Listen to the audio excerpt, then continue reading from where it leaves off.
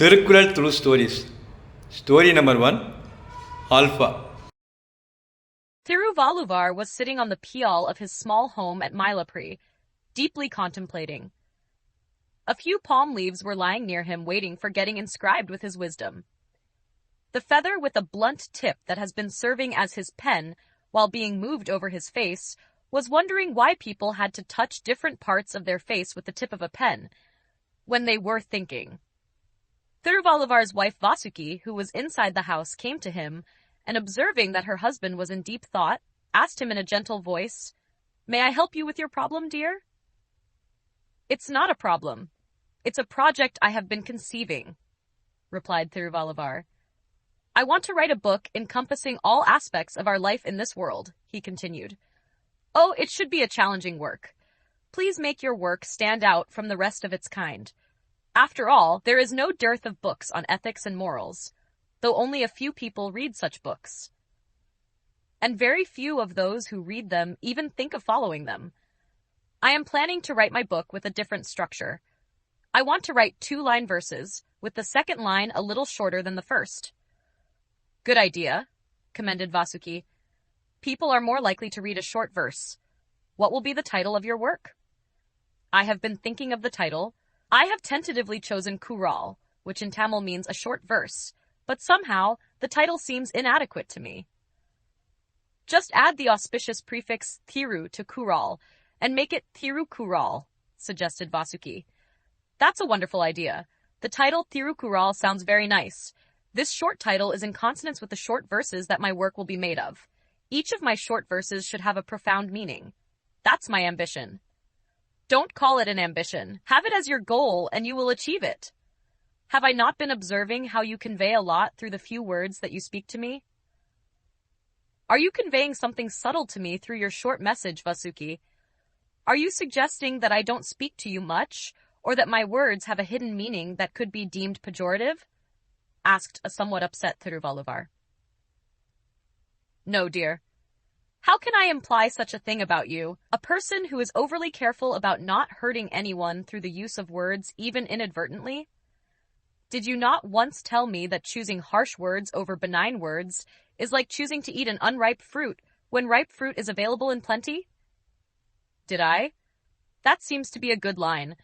I will make a note to use this in one of my verses. Your idea of packing a powerful idea in a small verse reminds me of Vamana, the tiny figure that contained the gigantic Trivikrama in him.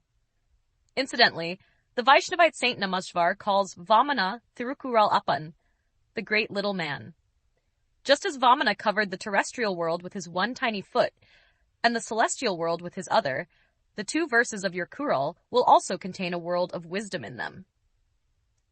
That is the idea. How are you going to organize the content of your work?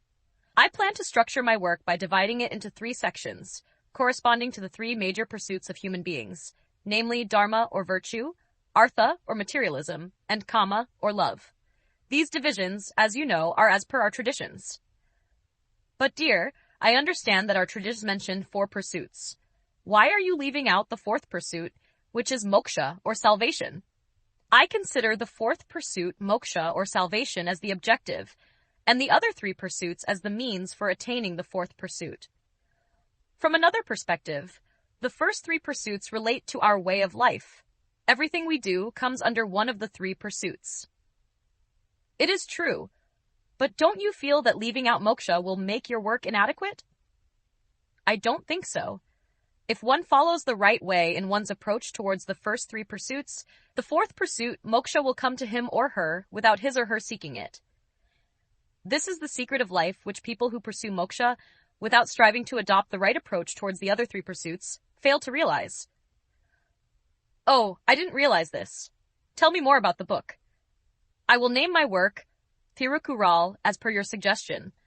The book will have 3 sections, Aram, Poral, and Inbam, the Tamil names for dharma, virtue, artha, material pursuits, and kama, love. The book will have 133 chapters, with 10 verses in each chapter. I have decided on the chapter headings and jotted them down. Oh, did it not occur to you to get some inputs from me when you were thinking of topics to be covered under love? Don't be upset, Vasuki. I will seek your advice not only on love, but also on the other two sections when I am writing the verses. What I have prepared is only an outline. You will find it interesting to know that I am also covering the misunderstandings and rifts between lovers. You definitely know how to pacify an aggrieved spouse. Do you want me to believe that you are going to invite suggestions from me for the content of the verses? Vasuki, I really mean it. In fact, I want your suggestion even about the first verse. Well, is it not the convention to sing the praise of God in the first verse? Yes, it is.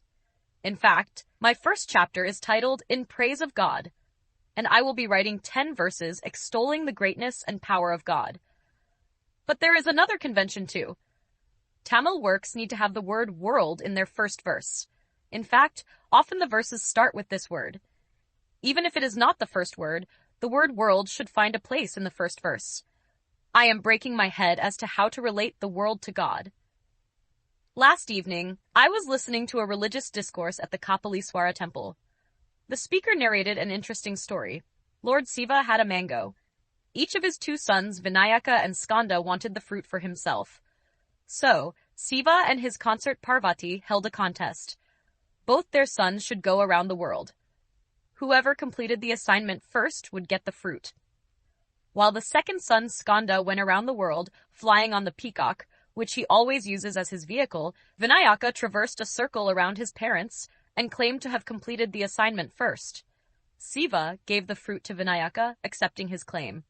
He explained to his infuriated son Skanda that for a child, its parents constitute the world. I think you will be able to derive some ideas from this story. Yes, you have led me to a wonderful idea. This story suggests that parents constitute the world. Since the world was created by God, we can say that God has a relationship with the world. A relationship similar to the one parents have with their child. So the first verse can have the message, the world begins with God. I can make this the second line of my first verse. What shall I put in the first line? Can't you use the analogy of alphabets beginning with the first letter alpha? Wonderful, Vasuki. You have created the first verse for me. Just as the alphabets have alpha as the first letter, so does the world have God as its origin. This sounds very appropriate. I don't know how I should thank you for your great help. Remember my help when you will be writing about the greatness of a wife, quipped Vasuki. Thirukkural, Section 1, Virtue, Chapter 1, In Place of God.